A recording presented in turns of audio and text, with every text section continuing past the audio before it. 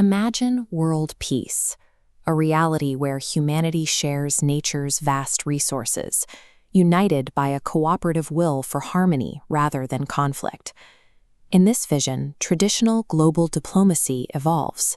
The United Nations becomes a fully democratic body, stripped entirely of the veto rights that so often stall international action.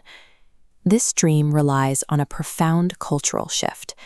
It asks that our institutions be driven by a spirit of shared progress and conscious growth, explicitly rejecting the use of raw, hegemonic power to enforce order. Yet, when tested by the brutal friction of modern geopolitical crises, these egalitarian ideals struggle to survive. The mechanisms built to foster consensus often shatter under the weight of active conflict. By late 2025, previous ceasefires in the Gaza Strip had violently collapsed. International frameworks were paralyzed, leaving a diplomatic vacuum and a landscape of immense devastation. The primary barrier to negotiations was an enduring hostage crisis.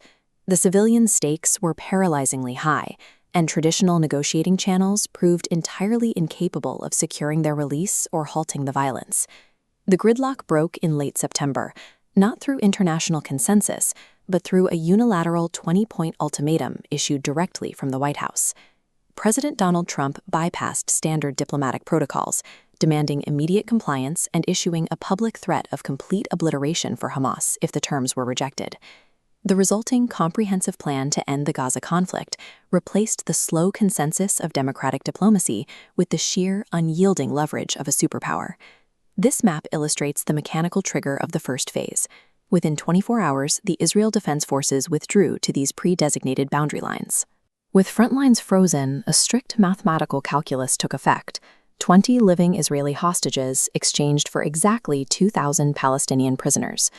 Once hostilities paused, the agreement mandated an immediate, massive influx of humanitarian relief into the territory. To enforce this logistical flow, the United States established the Civil-Military Coordination Center, bringing the entire distribution network under centralized American oversight. Phase 1 of the plan succeeded by sidelining intractable ideological debates. It stripped peacemaking down to cold, enforceable logistics. On paper, the signatures held. On the ground, reality immediately fractured, with hundreds of ceasefire violations documented in the early weeks.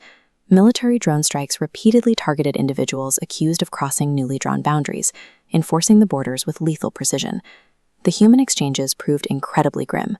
Recovery operations were delayed by staged discoveries in the rubble, and released prisoners frequently returned bearing physical marks of abuse.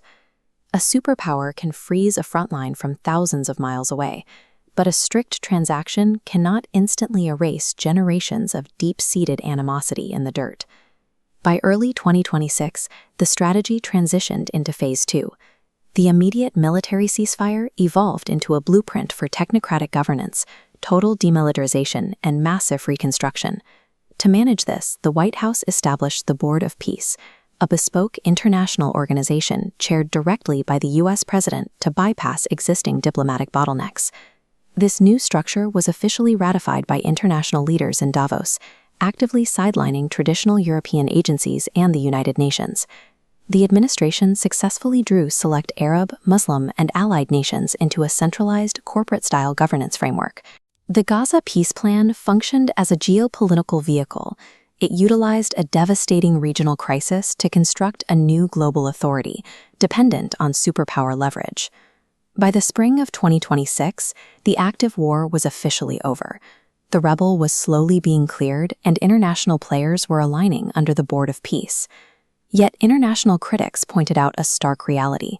This peace was effectively forced onto the Palestinian people, normalizing a modern style of geopolitical control rather than granting them true political agency. The utopian plea for a democratic world, one that abolishes veto rights and relies on shared consciousness, stands in stark contrast to the reality of a completely top-down, hegemon-driven world order. We are left with an uncomfortable geopolitical truth. While the dream of conscious global harmony remains elusive, raw transactional leverage actually stopped the immediate mass bloodshed. Humanity has proven capable of engineering brutal tools to enforce ceasefires. But true, lasting world peace requires a genuine evolution of the human spirit, something no 20-point blueprint can ever mandate.